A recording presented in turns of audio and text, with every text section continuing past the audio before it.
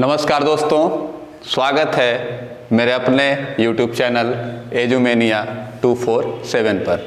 पिछली क्लासेस में हम लोगों ने साइंस के कुछ टॉपिक्स पर डिस्कशन किया था, करंट अफेयर के चीज़ों पे डिस्कशन किया था।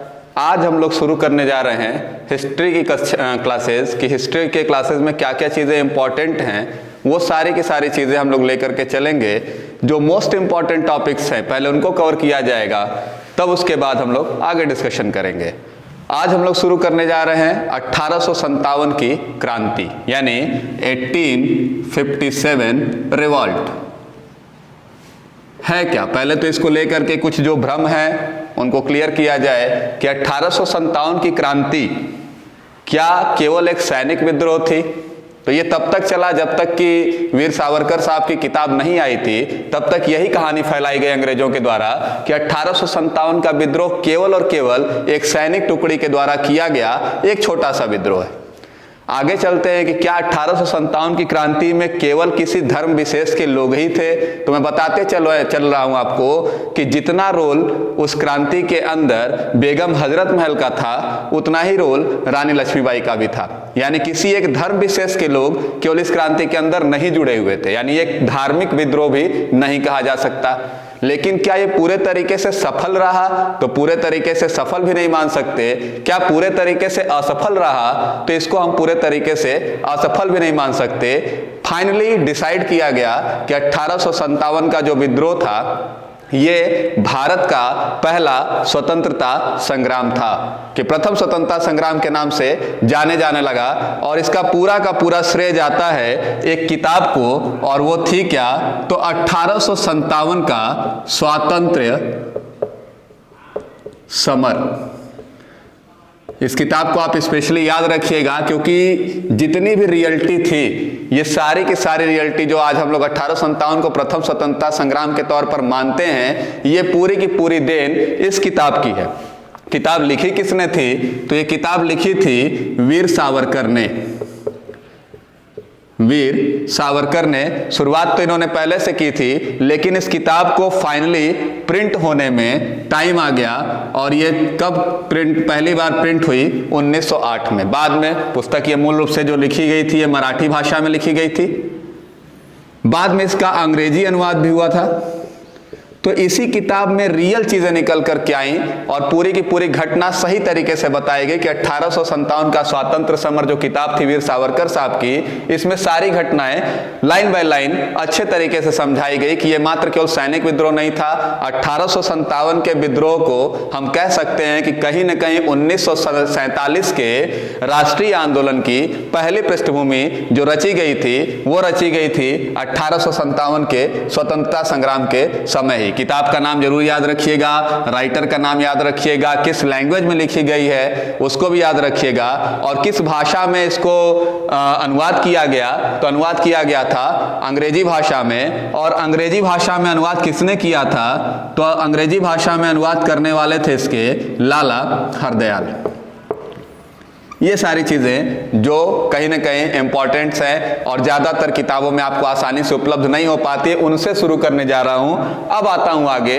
तो ये चीज़ दिमाग में आप रख लीजिएगा कि 1857 का विद्रोह मात्र एक दिन में हुआ विद्रोह नहीं था। ये कहीं ना कहीं प्लासी की लड़ाई यानी 1757 में जब आप पीछे जाओगे, तब से ही हमारी भारतीय सेना और भारतीय टुकड़ी जो थी वो धीरे धीरे अंग्रेजों का विद्रोह कर रही थी, जो कहीं ना कहीं असरदार रूप से दिखाई देने लगी। कब? तो 1857 में।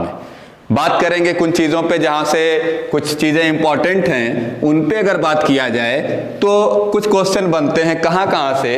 तो एक क्वेश्चन बनता है आपका कारण, कि 1857 की क्रांति का कारण क्या था। तो कई कारण थे।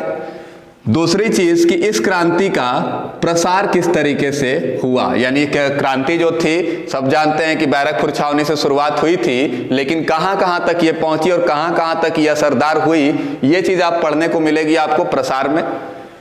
आगे परिणाम की बात करेंगे कि 1857 की क्रांति का जो परिणाम था वो क्या था, यानी 1857 की क्रांति सफल थी या असफल थी, इसके बारे में, यानी इन्हीं तीन चीजों में सारी की सारी 1857 की क्रांति से बनने वाले जितने भी प्रश्न हैं ये इन्हीं तीन चीजों से निकल करके आते हैं। सबसे पहला कारण, दूसरा प्रसार और तीसरा परिणाम। कुछ चीजों पर चर्चा किया जाए तो सबसे पहले हम लोग बात करेंगे कारण पे। तो कारण पे आया जाए धीरे धीरे, तो सबसे पहला कारण जो निकल करके आता है वो था राजनीतिक कारण। मैंने पहले ही कह दिया कि ये क्रांति जो थी वो एक दिन की कहानी नहीं थी, यानी एक दिन का परिणाम नहीं था। इसके पीछे बहुत सारी घटनाएं थी, बहुत सारी घटनाएं, जिसमें सबसे ज्यादा आप नाम सुनते होंगे किसका, तो आप सबसे ज्यादा नाम सुनते हैं व्यपगत सिद्धांत का। व्यपगत सिद्धांत, या इसी को हम लोग नाम देते हैं डलहौजी की हड़प नीति। ठीक, क्या? तो सबसे पहली चीज दिमाग में रखिएगा कि व्यपगत सिद्धांत या डलहौजी की हड़प नीति क्या है। तो व्यपगत सिद्धांत या डलहौजी की हड़प नीति क्या था? तो डलहौजी ने अपने समय में एक नियम बनाया था कि किसी भी राजा का अगर अपना खुद का पुत्र नहीं होगा तो किसी भी पुत्र को गोद नहीं ले सकता, और अगर वो अपना दत्तक पुत्र यानी गोद लेता है, चाइल्ड को अडॉप्ट करता है, तो उस कंडीशन में उसके पुत्र को वो सुविधाएं नहीं मिलेंगी, वो सारी सुविधाएं कहीं ना कहीं ब्रिटिश हुकूमत के अधीन चली जाएंगी, जिससे कुछ राज्यों पर बहुत सारा प्रभाव पड़ा, जिसमें सबसे ज्यादा इंपॉर्टेंट आपका था, कौन कौन से राज्य थे? तो व्यपगत सिद्धांत से प्रभावित था आपका सतारा, सतारा के अलावा आपका नागपुर, और नागपुर के अलावा आपका झांसी। ये कुछ ऐसी बेल्ट थी जिनको सबसे ज्यादा व्यपगत सिद्धांत का नुकसान हुआ था, सतारा में, नागपुर में और झांसी में। तो ये एक कारण था, व्यपगत सिद्धांत एक बहुत बड़ा कारण था, राजनीतिक कारण की जिसके वजह से आपका राजनीतिक कारण था जिसके वजह से आपका अंग्रेजों के विरुद्ध लोग लामबंद होना शुरू हो गए। दूसरा कारण क्या था? तो वो भी एक राजनीतिक कारण निकल करके आता है कि हमारे यहां पर एक नाम आप सुनते हैं, पेशवा बाजीराव। पेशवा बाजीराव, तो पेशवा बाजीराव के दत्तक पुत्र थे जिनका आपने नाम सुना होगा, नाना साहब।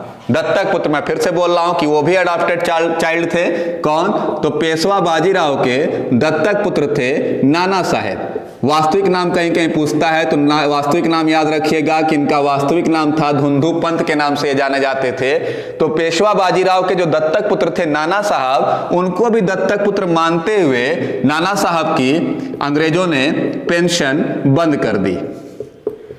ये भी एक बहुत बड़ा कारण निकल कर के आया कि ये जो कानपुर वाली आपकी बेल्ट है और जो झांसी ग्वालियर वाली बेल्ट है, उसमें बहुत प्रभावशाली नेतृत्वकर्ता के तौर पर नाना साहब जाने जाते थे। इस वजह से वहां की भी जनता को कहीं ना कहीं ये चीजें बुरी लगने लगी। फिर उसके बाद आप देखोगे कि बहादुर शाह जफर, जिसको आप कहते हो बहादुर शाह द्वितीय, या आप कह सकते हो कि मुगल वंश का अंतिम शासक, तो बहादुर शाह द्वितीय जो था और उसके पुत्रों के साथ खराब व्यवहार। खराब व्यवहार का क्या मतलब था? तो सबसे पहले तो इनकी सारी चीजें छीन ली गई, जितने भी इनको सुविधाएं दी गई थी वो सारी सुविधाएं छीन ली गई। इनके पूर्वजों का बनवाया हुआ लाल किला था जिसमें ये निवास करते थे, वहां से निकाल करके इनको कुतुब मीनार के अंदर रख दिया गया। अब इससे क्या था कि कहीं ना कहीं दिल्ली का सम्राट, मुगल बादशाह था, दिल्ली का सम्राट था, इसके साथ खराब व्यवहार पूरे के पूरे भारतीय मुसलमानों को आक्रोशित कर देने वाला था। और ये सारे राजनीतिक कारण थे। यानी पहला नाम हमने बताया व्यपगत सिद्धांत या हड़प नीति किसने बनाई थी? तो डलहौजी ने, जिसके अंदर सतारा, नागपुर और झांसी जैसे जो बेल्ट थी वो बहुत ज्यादा प्रभावित हुई। दूसरा नाम आया आपका पेशवा बाजीराव के जो दत्तक पुत्र थे नाना साहब, जिनका वास्तविक नाम बताया गया धुंधुपंत, उनकी पेंशन बंद हो गई।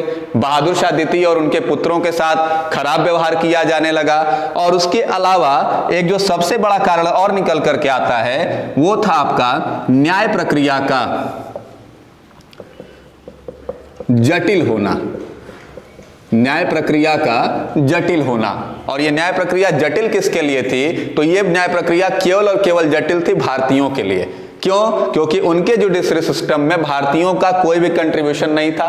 नियम बनाना भी उनको था, नियम तोड़ना भी उनको था। किसी भी भारतीय को किसी भी समय उठा करके उनके ब्रिटिश सैनिक बंद कर देते थे और सामने वाले को पूछने तक का भी कोई अधिकार नहीं था। तो ये कहीं ना कहीं जनता के बीच में आक्रोशित कर देने वाला था। तो ये 4 कारण राजनीतिक हैं। फिर से याद दिला रहा हूं, व्यक्तिगत सिद्धांत, पेशवा बाजीराव के दत्तक पुत्र नाना साहब की पेंशन का बंद होना, बहादुर शाह द्वितीय और उनके पुत्रों के साथ खराब व्यवहार, न्याय प्रक्रिया का भारतीयों के लिए जटिल होना। तो ये सारे राजनीतिक कारण हैं। आप इसको नोट डाउन कर लें या स्क्रीनशॉट ले सकते हैं। आगे चलते हैं कारण, दूसरे कारण पे। दूसरा कारण निकल करके आता है वो है आपका सामाजिक या धार्मिक कारण। सामाजिक या धार्मिक कारण। समझिएगा कि सामाजिक और धार्मिक कारण क्या था। तो सबसे पहले तो ये दिमाग में रखिएगा कि उस समय एक प्रथा थी, सती प्रथा या बाल विवाह। आपने नाम सुना होगा कि लॉर्ड विलियम बेंटिक साहब ने राजा राम मोहन राय के साथ मिलकर के इस परंपरा को धीरे धीरे खत्म किया। ये आज हम खड़े होकर के कह सकते हैं कि सती प्रथा या बाल विवाह जो है वो खराब है, लेकिन उस समय लोगों के दिमाग में यह चलता था कि सती प्रथा या बाल विवाह जैसी जो परंपराएं हमारे भारतीय हिंदू समाज में चलती थीं, उनको अंग्रेज अफसरों द्वारा बंद कराना कहीं न कहीं लोगों को धार्मिक कार्यों में हस्तक्षेप दिखाई देता था। तो सबसे पहला कारण तो यही हुआ कि धार्मिक हस्तक्षेप जो था यह बहुत बड़ा कारण था कि धर्म के कारणों में बहुत सारे अंग्रेज अफसरों ने हस्तक्षेप किया, हमारी छोटी छोटी कुरीतियों को अंत करने का प्रयास किया गया। तो इस धार्मिक हस्तक्षेप को ही बहुत बड़ा कारण माना गया। दूसरी जो बहुत बड़ी कारण थी, जो सेना में भी व्याप्त हो गई थी, वो थी आपकी समुद्र पार की यात्रा को अनिवार्य करना। समुद्र पार की यात्रा को अनिवार्य कर दिया गया और सीधे कह दिया गया कि हमारे जो सैनिक होंगे, जो भारतीय सैनिक जो ब्रिटिश सेना के अंदर कार्यरत हैं, उनको कहीं ना कहीं समुद्र पार की यात्रा अनिवार्य होगी। 3 साल के लिए वो कहीं ना कहीं अपनी सेवाएं ब्रिटेन के साथ देंगे। तो समुद्र पार की यात्रा हमारे भारतीयों के लिए अच्छी नहीं मानी जाती या धार्मिक रूप से गलत मानी जाती थी, उसको भी अंग्रेजों ने अनिवार्य कर दिया। दूसरा, हमारी वेशभूषा पर भी कहीं ना कहीं उनका प्रभुत्व चला कि हमारे यहाँ पर मुसलमानों को दाढ़ी रखने से मना कर दिया गया या हिंदुओं को शिखा रखने से मना कर दिया गया। तो वेशभूषा पर भी बहुत सारे नियम बनाए गए जो धार्मिक हस्तक्षेप थे। अगला नाम निकल करके आता है जो बहुत ज्यादा उस समय चर्चा में था, वो था आपका ईसाई धर्म का आवश्यकता से ज्यादा प्रसार। धर्मांतरण तेजी से हो रहा था कि जितने भी हिंदू थे उनको ईसाई में कन्वर्ट करने का प्रयास किया गया, या जितने भी मुसलमान थे उनको ईसाई धर्म के अंदर कन्वर्ट करने का प्रयास किया गया। और यहाँ पर एक नियम निकल करके आता है। वो नियम क्या था? तो वो नियम था धार्मिक निर्योग्यता अधिनियम। इसके अंदर क्या था कि यदि कोई व्यक्ति स्वेच्छा से ईसाई धर्म को अगर स्वीकार कर लेगा तो उसको अपनी पुरानी चीजें जो कि त्यों उपलब्ध होंगी, और अगर वह ऐसा नहीं करता है तो उसको अपने जितनी भी चीजें उसके पूर्वजों से प्राप्त हो रही हैं उससे वंचित कर दिया जाएगा। उसको नाम दिया गया धार्मिक निर्योग्यता अधिनियम। ध्यान दीजिएगा, ईसाई धर्म का अत्यधिक प्रसार करने के लिए धर्मांतरण किया जा रहा था हिंदुओं का, और उस नियम को बनाने के लिए एक नई चीज लेकर के आई गई, धार्मिक निर्योग्यता अधिनियम, जिसको हम लोग नाम देते हैं रिलीजियस डिसेबिलिटी। Religious disability. इसके अंदर क्या था कि अगर आप ईसाई धर्म को स्वीकार करेंगे तो आपके पूर्वजों द्वारा छोड़ी गई संपत्ति के आप अधिकारी होंगे, और अगर आप धार्मिक रूप से अगर आप स्वीकार नहीं करते हैं ईसाई धर्म तो पूर्वजों द्वारा दी गई संपत्ति पर आपका कोई भी अधिकार नहीं होगा। तो यह भी एक बहुत बड़ा कारण था। उसके अलावा जितने भी मंदिर थे या जितने भी मस्जिद थे उनके ऊपर करारोपण कर दिया गया, कर लगा दिया गया, हैवी टैक्सेशन कर दिया गया। किस पे? तो केवल मंदिरों पर और मस्जिदों पर, यानी ईसाइयों के चर्च के ऊपर किसी भी तरीके का टैक्स नहीं लगाया गया, मंदिरों और मस्जिदों पर आवश्यकता से ज्यादा कर लगा दिया गया। तो यह धार्मिक रूप से बहुत ज्यादा परेशान करने वाला था नियम भारतीयों के लिए। तो ये सारे जो रीजन हैं ये सोशल और रिलीजियस रीजन निकल करके आ रहे हैं। फिर से बोल रहा हूं कि धार्मिक हस्तक्षेप यानी हमारी पुरानी परंपराओं को बंद करने का प्रयास किया गया, समुद्र समुद्र पार की यात्रा को अनिवार्य कर दिया गया, जो गलत मानी जाती थी हिंदुओं के लिए। वेशभूषा यानी शिखा रखने पर या दाढ़ी रखने पर रोक लगा दी गई सैनिकों के लिए। ईसाई धर्म का आवश्यकता से ज्यादा प्रसार किया जा रहा था और उसके लिए धार्मिक निर्योग्यता अधिनियम लाया गया। मंदिर और मस्जिदों पर आवश्यकता से ज्यादा कर लगाया गया। तो ये सारे कारण थे आपके सामाजिक और धार्मिक, इसको भी आप नोट डाउन कर सकते हैं। आगे चलता हूं तो अगला जो कारण निकल करके आता है वो आपका निकल करके आता है आर्थिक कारण। आर्थिक कारण, आर्थिक कारण क्या था इसके पीछे? तो सबसे पहली चीज तो उसके अंदर क्या थी कि ईस्ट इंडिया कंपनी जो हमारे यहां पर चल रही थी, ईस्ट इंडिया कंपनी हमारे यहां से कच्चा सामान लेकर के जाती थी और उस कच्चे सामान को महंगे से महंगे दाम पर बेचती थी। इसको हम लोगों ने नाम दिया आर्थिक कारण का ईस्ट इंडिया कंपनी की व्यापारिक लूट। ईस्ट इंडिया कंपनी कच्चे सामान लेकर के जाती थी और उसके बदले में हमको जो महंगा करके सामान बेचती थी, कहीं ना कहीं हमारे गरीब किसानों के ऊपर और छोटे जमींदारों के ऊपर ये कहीं ना कहीं आर्थिक रूप से बहुत ज्यादा बोझिल हो रहा था। तो ये भी अंदर अंदर कहीं ना कहीं आक्रोशित कर रहा था भारतीयों को। तो एक सबसे बड़ा आर्थिक कारण भी था। दूसरे नाम पर दो नियम निकल करके आए। पहला नियम निकल करके आया भूमि सुधार अधिनियम और दूसरा नियम निकल करके आया इनाम कमीशन। भूमि सुधार अधिनियम और इनाम कमीशन। तो भूमि सुधार अधिनियम और इनाम कमीशन कहीं ना कहीं पूरे तरीके से भारतीय जागीरदारों के खिलाफ था और नतीजा ये हुआ कि लगभग 20,000 जागीरदार एक झटके में खत्म हो गए, यानी उनकी जितनी भी भूमि थी वो छीन ली गई। नतीजा क्या हुआ कि जितने भी छोटे छोटे जागीरदार थे या जो मध्यम वर्गीय जागीरदार थे वो कहीं ना कहीं अंग्रेजी ब्रिटिश हुकूमत के खिलाफ होते चले जा रहे थे। कौन कौन सा अधिनियम? तो फिर से याद दिला रहा हूं, भूमि सुधार अधिनियम और इनाम कमीशन, इन दोनों की वजह से। उसके अलावा अगर आप देखो तो जितने भी छोटे व्यापारी थे उनके ऊपर कर आरोपण ज्यादा कर दिया गया। या एक नाम और निकल करके आता है जिसको हम लोग नाम देते हैं अनुपस्थित प्रभुसत्ता। अनुपस्थित प्रभुसत्ता ये है क्या? तो इसके बारे में आप जानिएगा कि अनुपस्थित प्रभुसत्ता का मतलब क्या है कि अंग्रेज जितना भी हमारे यहाँ से कमाते थे रिटायरमेंट के बाद या जब यहाँ से वो जाते थे तो अपने साथ पूरा का पूरा धन ले करके जाते थे, यानी वो हैं भी नहीं उसके बावजूद भी प्रभुसत्ता उनकी बनी हुई है। इस घटना को नाम दिया गया अनुपस्थित प्रभुसत्ता का। और एक कारण और निकल करके आया वो था आपका डाकघर अधिनियम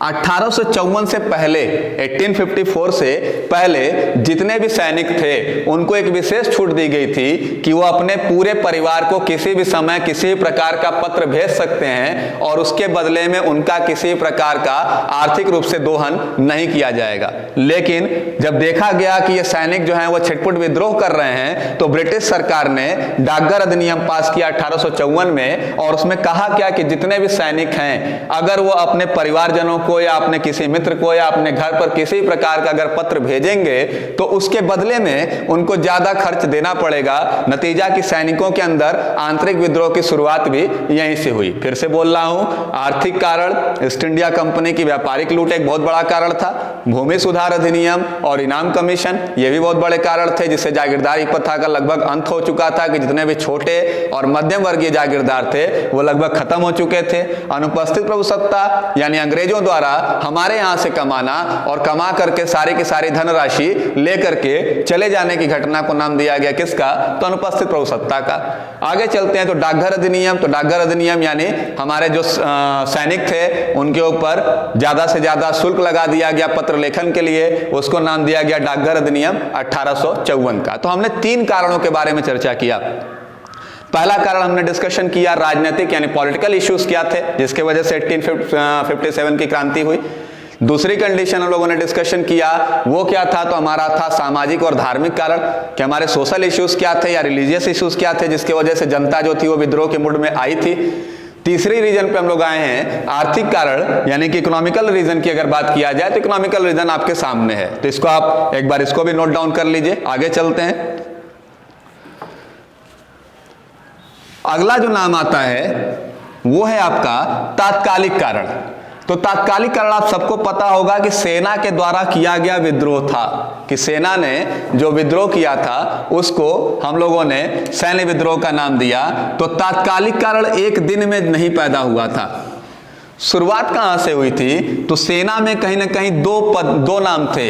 एक आपका भारतीय सैनिक होता था और दूसरा आपका यूरोपीय सैनिक होता था। भारतीय सैनिक दोनों ब्रिटिश सेना के अंदर काम कर रहे हैं, एक भारतीय सैनिक है, दूसरा यूरोपियन सैनिक है। दोनों के बीच में बहुत ज्यादा डिफरेंस थे। सबसे पहला डिफरेंस तो यह था कि भारतीय कभी भी ऊंचे पद पर नहीं जा सकते। भारतीय कितना ही प्रयास कर लें, लेकिन उनका प्रमोशन इतना टफ कर दिया गया था कि उसके ऊपर केवल यूरोपियन सैनिक ही जा सकते थे। तो भारतीयों के अंदर इस वजह से भी एक विद्रोह था। दूसरा रीजन रखा गया कि जितने भी ऊंचे पद थे वो आरक्षित कर दिए गए थे यूरोपियंस के लिए, यानी कि भारतीय किसी भी हालत में वहां तक नहीं पहुंचेगा। तीसरी कंडीशन कि उनके वेतन में भी जमीन आसमान का अंतर था, कि भारतीयों की सैलरी जो थी वो बहुत ज्यादा कम रखी जाती थी और यूरोपियंस की जो सैलरी थी वो बहुत ज्यादा ऊपर रखी जाती थी। लेकिन तात्कालिक कारण बना क्या? तो आप दिमाग में रखिएगा कि हमारे यहाँ पहले जो बंदूक यूज की जाती थी वो थी आपकी ब्राउन बैस, लेकिन एकाएक 1856 के लास्ट में एक नई बंदूक आती है जिसको हम लोग नाम देते हैं एनफील्ड रॉयल्स का। एनफील्ड रॉयल्स एक राइफल थी। यहीं से शुरुआत हुई कि एक अफवाह फैली 1856 के लास्ट में। आप कह सकते हो कि 1857 की जनवरी में एक अफवाह फैली कि एनफील्ड रॉयल्स की जो चर्बी है वो सूअर के चमड़े की या गाय के चमड़े से बनी है। सूअर का चमड़ा नाम सुनकर के मुसलमानों में विद्रोह की भावना आ गई और गाय की चमड़ी का नाम सुनकर के हिंदुओं के अंदर एक भावना आ गई। और यही अफवाह जो थी एनफील्ड रॉयल्स को लेकर के जो अफवाह उड़ी थी, यही तात्कालिक कारण बनी। बंदूक का नाम याद रखिएगा कि पहले सेना में कौन सी यूज होती थी? तो ब्राउन बैस। वर्तमान में जिसके वजह से विद्रोह हुआ वो कौन सी यूज होने लगी? तो एनफील्ड रॉयल्स। और यही पूरा का पूरा आपका कारण था। एनफील्ड रॉयल्स जो था ये पूरा का पूरा कारण बनी अंग्रेजी सेना के विरुद्ध विद्रोह करने में। तो तात्कालिक कारण यहीं से आपका निकल करके आता है कि सैन्य सेना द्वारा किया गया विद्रोह क्या था। तो ब्राउन बैस की जगह पर एनफील्ड रॉयल्स का प्रयोग, जो शुरुआत हुई थी लगभग 1856 के लास्ट में आप कह सकते हो, या 1857 की जनवरी से इसकी शुरुआत होती है। आगे चलते हैं कि क्या प्रसार किस तरीके से हुआ, कि प्रसार इसका होता कहां से है। तो हम लोग सीधा सीधा एक कारण जानते हैं कि शुरुआत हुई थी बैरकपुर से, लेकिन वास्तविकता क्या थी कि इसके पहले भी घटना हो चुकी थी। एक घटना हुई थी आपकी फरवरी 1857 में, यानी फरवरी 1857 में। एक जगह थी बहरामपुर। बहरामपुर में सैनिकों ने पहला विद्रोह किया था, कि पहला जो विद्रोह हुआ था बहरामपुर में, लेकिन इसको सफलतापूर्वक दबा दिया गया। आपको बता दें कि उस समय पूरी की पूरी जिम्मेदारी लॉर्ड कैनिंग को दी गई थी उत्तर भारत की, कि उत्तर भारत या उसके आसपास के जितने भी एरियाज हैं उनको कौन विद्रोहों को दबाएगा। तो उन विद्रोहों को दबाने के लिए लॉर्ड कैनिंग को नियुक्त किया गया था। यानी आपसे पूछा जाएगा कि 1857 के विद्रोह के समय गवर्नर जनरल कौन था? तो गवर्नर जनरल थे उस समय लॉर्ड कैनिंग साहब। और ये विद्रोह जो था बहरामपुर वाला जो किया था, वहां की 19वीं बंगाल नेटिव ने वो वहीं का वहीं दबा दिया गया। ये घटना जब आगे बढ़ी या सैनिकों के अंदर इस तरीके की घटना जब आने लगी, तो ये घटना जब आगे बढ़ी तो मार्च के आसपास घटना हुई 1857 में, और वो घटना हुई थी बैरकपुर छावनी में। बैरकपुर छावनी में, यही बैरकपुर छावनी में एक सेना का जवान था मंगल पांडे। कौन से उसका था? तो 34वीं इन्फेंट्री बटालियन का जवान था मंगल पांडे। इसने अपने 2 अंग्रेज अधिकारियों, एक का नाम जनरल ह्यूसन और दूसरे का नाम आपका लेफ्टिनेंट बाग, इन दोनों की हत्या कर दी। और यहीं से विद्रोह का असली प्रसार माना जाता है। यही रीजन है कि बैरकपुर छावनी को पहला सफल विद्रोह माना जाता है। बहरामपुर विद्रोह को ज्यादातर किताबों में नहीं दर्शाया जाता। तो पहला विद्रोह हम मानते हैं कहां से, तो मार्च 1857 में बैरकपुर छावनी। 34वीं इन्फेंट्री बटालियन का एक जवान था मंगल पांडे, जिसने अपने 2 अंग्रेज अधिकारियों जनरल ह्यूसन और लेफ्टिनेंट बाग की हत्या कर दी और वहीं से आपकी सेना जो है वो धीरे धीरे ऊपर की ओर बढ़ती चली गई। नतीजा क्या हुआ कि यहां से सेना निकलते हुए फिर मेरठ में विद्रोह होता है। आगे जब बढ़ती है तो सबसे पहले जाती है कहां, दिल्ली।